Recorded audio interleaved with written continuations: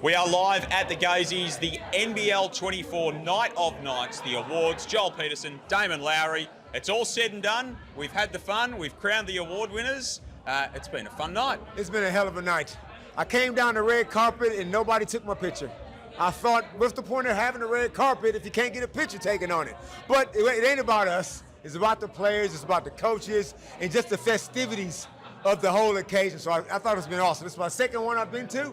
It's been fantastic. All right, so we'll get to our award winners soon. Give me a highlight. What's your highlight of the night so far? Wow. It's going to be hard to go past Parker Jackson Cartwright's shoes. The heel, I walked over to, because I had to meet him. He was on my hit list, because he's the vice president of the Little Big Man Society. Good hit list, not a bad hit list. The good hit list. I wanted to go over there and properly introduce myself and welcome him to the Little Big Man Society. And I get there, and he's taller than me. I said, wait a minute, this can't work. Then I look down, he's actually got he got these funky kind of heels on there, and they lit up in the back. So his attire, his footwear was my highlight. All right, I'm going to give you 3 nominations. I'm going to get you to pick me a winner. Number 1, Shea Illy, just deciding how long his speech was and giving Jack Everett absolutely nothing. Great. Yeah. Shout out to our man who did a great job tonight as well in Jack. Number 2, Alex Sarr loves a meat pie. I did not have that on my bingo card. Nah. That was not one I saw coming. And number 3 was you demolishing, destroying, obliterating an entire plate of mini cheesecakes. We had 12 people at our table. There were 12 cheesecakes, and they were gone. To be fair, those cheesecakes was only this big. They was only little, and I let the first tray go around. So then the second tray I just put it in front of myself, and like I said, I love strawberry cheesecake. I don't think it's a very equitable system that you are running, this particular system. I did enjoy that. But to your point, sorry. Yep. Jack Everett, our man Jack, he struggled. He struggled. He had material, and they didn't want to play with him. They didn't want to talk long. He's asking yes or no questions, and they was answering them in one-word answers. So, yeah. Jack had to battle through that one. I thought he did a terrific job tonight.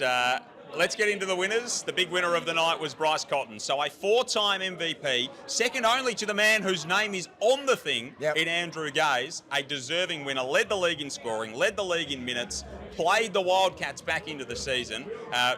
Not a surprise, and very deserving. Led the league in minutes played.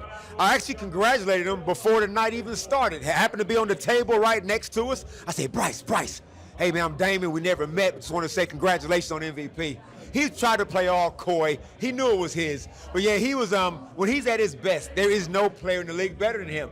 And he was at his best longer than everybody else, so totally deserving of the little champion. His speech I thought was interesting too. It was illuminating in the sense that he sort of took us into the struggles early in the season, some of the discussions with Jordan Usher, some of the discussions with John Riley as well, who's helped him through the season. So it hasn't been smooth sailing for Bryce. It hasn't been smooth sailing for the Perth Wildcats, but the level of operator that he is a champion. He gets the best out of himself and his team, and that's exactly why he's the most valuable player this season. Yeah, and I like the way he owned it. He said, I don't know who took my jersey. Somebody stole my jersey. I wasn't playing good. He didn't try to deflect or make excuses. And who would have thought that Jordan Usher would be the Bryce Cotton whisperer? Who knew? So yeah, the whole team rallied around him, and it was only a matter of time, and then he took over from there. Contrasting personalities, though, aren't they, Usher and Cotton? Like, Cotton's so quiet. He even said in his acceptance speech, I'm sorry that I'm quiet, I don't say a lot, but you guys know that I'm riding with you. And then you've got someone like Usher who is so demonstrative, so emotional, so vocal. You can see why that combination works well. Yeah, sometimes it's the opposites that attract. And then when you add the fact that John Riley, who is a bit of an alpha himself, got that scoring swag from back in the day, he can relate one-on-one with Bryce. So just another guy that just goes, don't worry about it, we all know who you are. Bit like you and me. I had 1 Snickers tart, you had 12 cheesecakes opposite the track. That's just the way it goes. Coach of the Year was a little bit of a surprise. You and I had been speaking on NBL Now saying we sort of thought that Justin Tatum basically had it locked up. The Hawks end up finishing 4th the way that the weekend results pan out. And Dean Vickerman is named Coach of the Year tonight. Deserving winner, 20-8 United, top of the Pops. This is a team that missed the postseason last year. This is an impressive turnaround, even with the talent that they had. Was that a surprise to you? It's only a slight surprise, only because I feel like everybody loves that fairy tale. And Justin Tatum represented the fairy tale.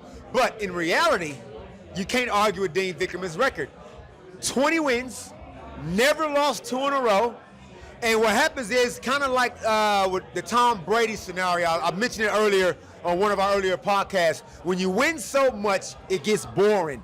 You almost put people to sleep because you're so good so consistently. So very deserving. I didn't think that, I thought it was a 2-horse race between Justin Tatum and Dean Vickerman. So Dean is well and truly deserved that award, and Justin's going to have to just wait till next year. And there's going to be a next year. That contract will get announced at some point. It will happen. And, of course, they're going to roll into the playoffs, as will Dean Vickerman's Melbourne United. John Rillie was the other finalist for that award among a lot of candidates. Justin Schuller had a great season. Modi Mayor turned the Lakers around. Yep. Scott Roth. There really wasn't any poor coaching done in the league this season. NBL first team was an interesting discussion that we were having, especially over the back end of the season with the injury to Anthony Lamb, who would end up in the team. So the first team, the All-NBL first team, ends up being Parker Jackson Cartwright of the New Zealand Breakers, Anthony Lamb of the New Zealand Breakers, so 2 of New Zealand's finest in there. Gary Clark from the Illawarra Hawks, who had a great season, Chris Golding, and Bryce Cotton, of course, the MVP. What did you make of the NBL first team? I have 4 out of the 5. Milton Doyle, did you say Milton Doyle? Not in the first team. Sorry. The first team, I nailed that one. I figured that PJC just turned it on way too much. He been good all year. Anthony Lamb, he only missed a handful of games. He came in late due to the injury to, I believe it was Justinian Jessup. Yep. So once he came in, he was just that dominant that I had him in there. And then Gary Clark, he turned it on. So I was very cool with that first team. No issues there at all. If anybody might have been a little bit stiff, it could have been Jordan Crawford. But, hey, that's why they got 2 teams. So second team is Jack McVeigh and Milton Doyle, so a couple of Jack jumpers in our second team. Joe Luala-Chua was in there from Melbourne United. Nathan Sobey was in there, prolific scorer from the Brisbane Bullets. And Mitch Creek rounds out that second team as well. Now, that was a surprise. Early in the season, I had Mitch Creek as a first teamer. And then I reflected. I thought, you know what? Your team... This was only last week. I reflect quick. I'm a quick reflector. And I just thought, you know what? I got to reward these teams for winning. I got to, like the Navy SEALs say, it pays to be a winner. Unfortunately for Mitch, his team did the opposite of winning. So that was a surprise. Nathan Sobey, tick. But I thought that Milton Doyle, as good as he is, I thought Jordan Crawford had a more impactful season. And that's not to disrespect Milton Doyle, because we all know what he's like. I just thought Jordan Crawford might have missed out on that one, but I'm sure between the 2 of them, they're happy a Jack jumper got it. Could have been a great season for the Little Big Man Society as well, to have PJC, Jordan Crawford both in that mix. Would have been a banner year for the Little Big Men. The Next Generation Award went the way of Sam Froling, so a bumper crowd. Alex Saar was in there as well. But Sam Froling ends up winning that award. Prolific season for the Illawarra Hawks, 14.5 points. Huge numbers, plenty of double-doubles along with Gary Clark. They led the league in terms of a combination, those 2. Gary Clark ends up first team, and Sam Froling's the best young player in the competition. And I like what Sam said. He got up there and said, sorry, all you young guys in your first year, there's no rookie of the year no more, so you got to lose out to kind of veterans like us, even though we're still young. But Sam was rock solid.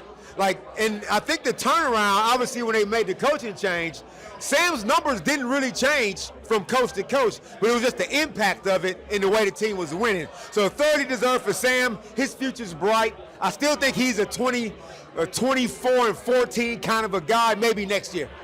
Sean McDonald wins Most Improved this season. Of course, he was in the 6-man discussion as well. So too was Will Magnay was in that discussion. That ends up going the way of Ian Clark from Melbourne United. And then, of course, the Defensive Player of the Year goes to Shea Ili of Melbourne United. So that was I guess not too much of a surprise, but with quality candidates, the likes of Will Magnay, Shea Ili was the standout. It just goes to show you how deep this league is, how much talent across the board. Because when I was looking at the 6-man of the year, Most Improved, I had Jalen Galloway. Been in the NBA Summer League, he's on the radar, but it goes with Shawnee Mack, and Shawnee Mack has been sensational. There's no wrong answers. That's the one thing about all these awards. There's no wrong answers, so Sean was very deserving.